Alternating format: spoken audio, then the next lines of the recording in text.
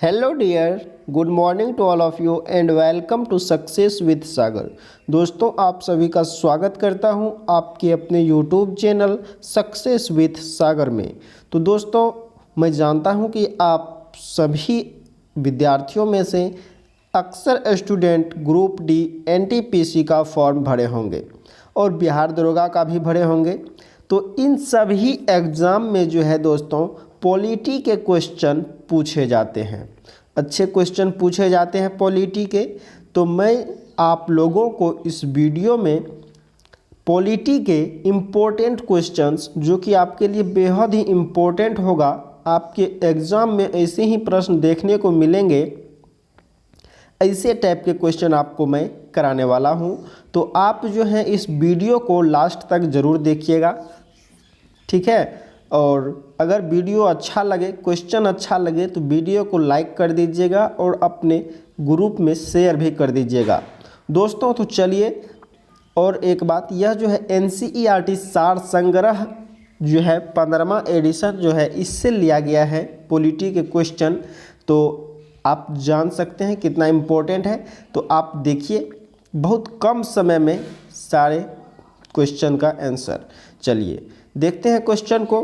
पहला क्वेश्चन है दोस्तों, रेगुलेटिंग एक्ट 1773 द्वारा सर्वोच्च न्यायालय की स्थापना कहाँ की गई थी? तो रेगुलेटिंग एक्ट 1773 द्वारा सर्वोच्च न्यायालय का स्थापना जो है कलकत्ता में किया गया था 1774 ईस्वी में। नेक्स्ट है, भारतीयों को भारत के प्रशासन में भाग लेने का अधिकार किस अधिनियम के द्वारा प्राप्त हुआ? तो चार्टर एक्ट 1833 के द्वारा। नेक्स्ट है, भारतीय विधान परिषद को बजट पर बहस करने की शक्ति किस अधिनियम के द्वारा प्राप्त हुआ?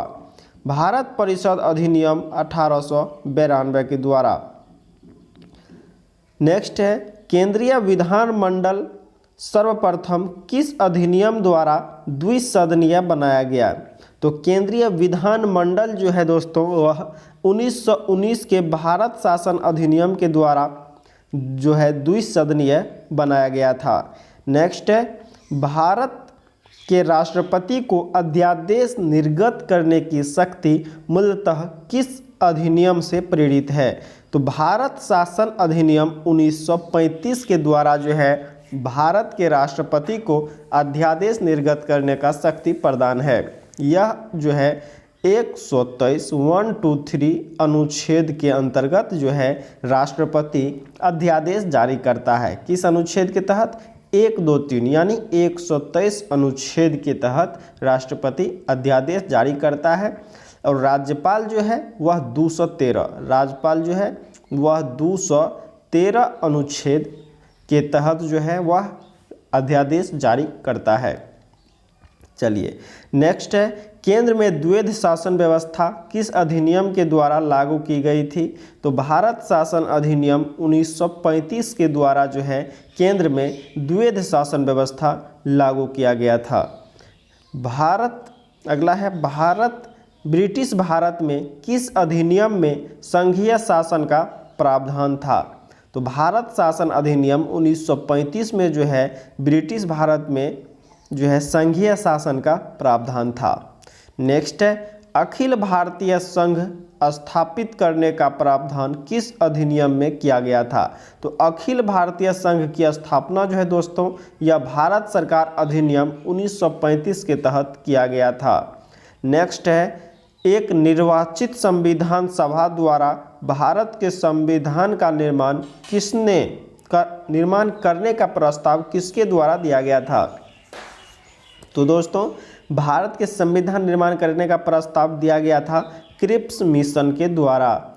नेक्स्ट है, भारतीय संविधान सभा का गठन किसके अंतर्गत किया गया था? तो कैबिनेट मिशन 1946 के अंतर्गत जो है भारतीय संविधान सभा का गठन किया गया था। नेक्स्ट है, कैबिनेट मिशन द्वारा प्रस्तुत योजना के अनुसार संविधान सभा में प्रांतों से प्रतिनिधियों का निर्वाचन किस अनुपात में था? तो दोस्तों 10 लाख की जनसंख्या पर एक सदस्य थे। कैबिनेट मिशन में जो सदस्य निर्वाचित किए गए थे, प्रतिनिधि निर्वाचित किए गए थे, वह कैसे? तो 10 लाख की जनसंख्या पर एक प्रतिनिधि को निर्वाचित किया गया था।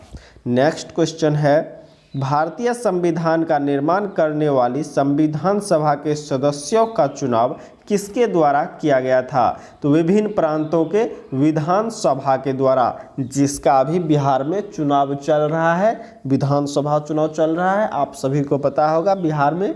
तो यही जो है विभिन्न प्रांतों से जो है विधानसभा के द्वारा चुना गया था संविधान निर्माण के लिए संविधान सभा के सदस्य को। नेक्स्ट क्वेश्चन है, भारत के संविधान सभा की पहली बैठक कब हुई थी? 9 दिसंबर 1946 को। नेक्स्ट है, संविधान सभा का अस्थाई अध्यक्ष किसे चुना गया था? अस्थाई अध्यक्ष है दोस्तों डॉक्टर राजेंद्र प्रसाद को अस्थाई अध्यक्ष चुना गया था। संविधान सभा में पंडित जवाहरलाल नेहरू द्वारा उद्देश्य प्रस्ताव कब प्रस्तुत किया गया था? तो 13 दिसंबर 1946 को जो है दोस्तों जवाहरलाल नेहरू के द्वारा संविधान सभा में उद्देश्य प्रस्ताव प्रस्तुत किया गया था, जिसके आधार पर संविधान का जो है निर्माण किया गया था। नेक्स्ट है, नेहरू द्वारा प्रस्तुत उद्देश्य प्रस्ताव संविधान सभा में कब स्वीकृत हुआ था? तो यह स्वीकृत जो हुआ था 22 जनवरी 1947 को, और दिया कब था? तो 13 दिसंबर 1946 को। चलिए नेक्स्ट क्वेश्चन है, भारतीय संविधान के निर्माण काल में संविधान सभा के कुल कितने अधिवेशन हुए थे? तो 12 अधिवेशन हुए थे कुल संविधान सभा के। नेक्स्ट है, भारतीय संविधान के निर्माण में संविधान सभा को कितना समय लगा? तो 2 वर्ष 11 माह और 18 दिन का समय लगा था संविधान के निर्माण में संविधान सभा सदस्यों को। नेक्स्ट है, भारतीय संविधान सभा के संवैधानिक सलाहकार कौन थे? तो सर BN राव जो है दोस्तों, यह भारतीय संविधान सभा के संवैधानिक सलाहकार थे। नेक्स्ट है, भारत के संविधान सभा ने वर्तमान रूप से राष्ट्रीय ध्वज को कब अपनाया? तो दोस्तों 22 जुलाई 1947 को जो है भारत का संविधान ने राष्ट्रीय ध्वज को अपनाया था। नेक्स्ट है, भारत का संविधान कब स्वीकार किया गया? तो स्वीकार तो किया गया था दोस्तों 26 नवंबर 1949 को, और पूर्णतः कब लागू किया गया? तो 26 जनवरी 1950 को। देखिए यहाँ कन्फ्यूज़न नहीं होना है, आपको कन्फ्यूज़ नहीं होना है। भारत के संविधान को स्वीकार जो किया गया था वह किया गया था 26 नवंबर 1949 को, और पूर्णतः लागू किया गया 26 जनवरी 1950 को। नेक्स्ट है, 26 नवंबर 1949 को भारतीय संविधान किसके द्वारा अधिनियमित किया गया था? तो संविधान सभा के द्वारा किया गया था 26 नवंबर को। नेक्स्ट है,